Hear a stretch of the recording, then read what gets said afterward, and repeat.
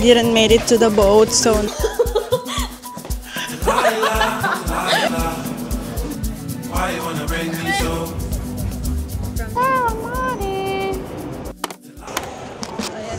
So guys, nandito kami sa gate namin. Sakto-sakto lang yung dating kasi kami naman last na mag-iimbarko. So hindi tayo maghihintay ng parang ilang oras na bit.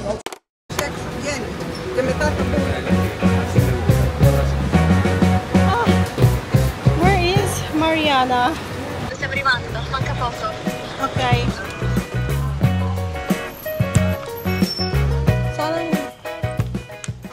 Ngayon, hinihintay na lang namin si Mariana kasi nauna siya. Ang dating niya dito sa Greece, 2 p.m. Dumating kami dito ng 7 p.m. So, nakapagmari pa siya.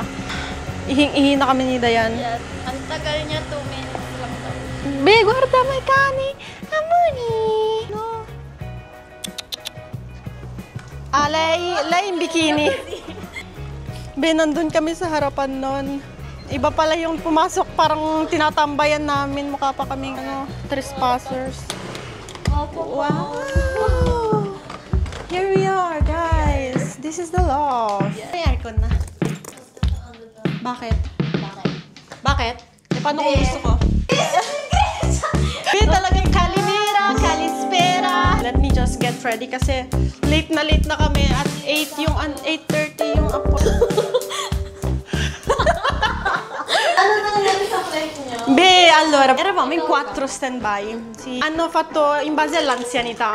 Sono mauna si Mariana. No, eri l'ultima. Quindi kinabahan kami. Alla fine, beh, si Dayan nasa jumpsuit. Jumpsuit, be. Jumpsuit. Akala ko jumpsuit. We're heading sa isa pang restaurant. Or kaming bino, Imabari, yung pinaka-famous na restaurant. But, na-late yung mga girls. Ito yung outfit check namin. Slides lang kami. Slide dress, bag ng Empire Money. Outfit check. So, long dress, mango. Mango. Ito, mango din. Mango din. Just a little bit of survey. Very cheap, Shane. Slide. Ito, yung binibenta kong bag. Guys, imayin nyo na. Laging live selling.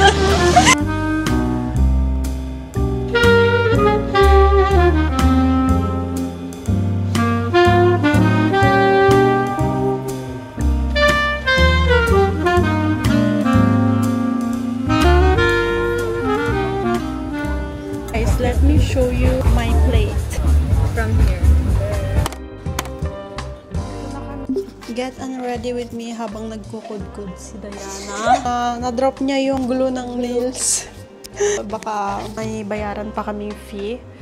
So we better not leave anything because Airbnb shit does not play around. I'll share with you guys kung ano yung ginawa namin today. So late kami dumating dito sa Corfu because we arrived at 7. Tapos, meron kaming book yung pinaka-famous na restaurant, yung Imabari, at 8:30. Pumunta kami sa Airbnb, dumating kami ng 8. We had to get ready kaso na late. So, we canceled it. But we found a better place, I think, kasi hindi siya super famous, but it was worth it. And may Pantheon pa sa harapan, so sobrang ganda.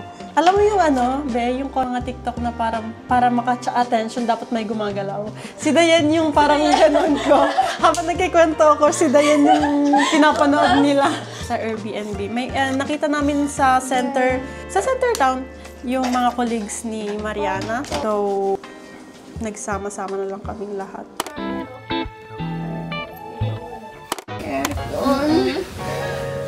Sarap ng buhay pa naman.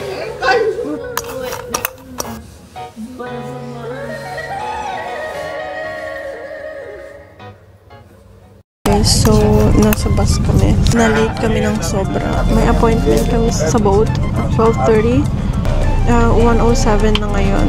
Sana, i-keep yung boat. Kasi it's already booked from us hanggang 3. So, it's basically ours. Pero, sayang lang kasi kaming kain. Late na late kami. Ayun, medyo malungkot. But it's also our fault kasi sobra kaming nagpicturan. Kasalanan talaga namin. Hindi na kami magpapabiktim pa. And so, nandito kami. Kakain muna kami ng pitagiros. Grabe guys, sobrang fail. So what happened? Nag-book kami ng boat that we paid for it.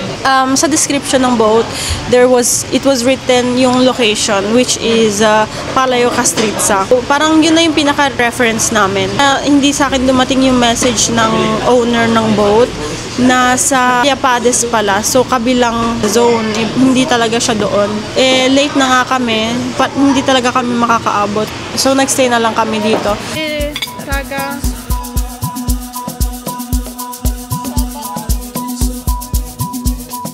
Delilah, Delilah, why you wanna bring me so? Delilah, Delilah, why you wanna bring me so?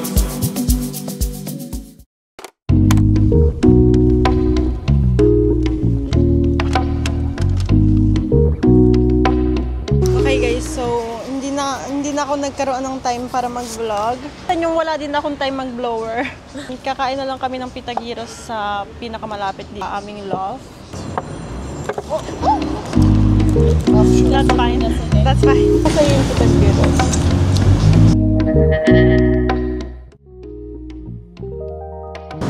Abbiamo un po sgarrato.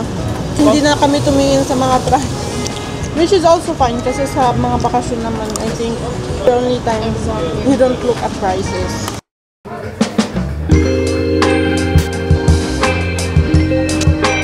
Okay, so I think I'm gonna get...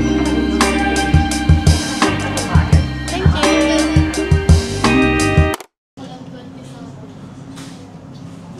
Yan yun. Ano ang gustuhan ko? Iced coffee. Tapos ilalagay ko dito.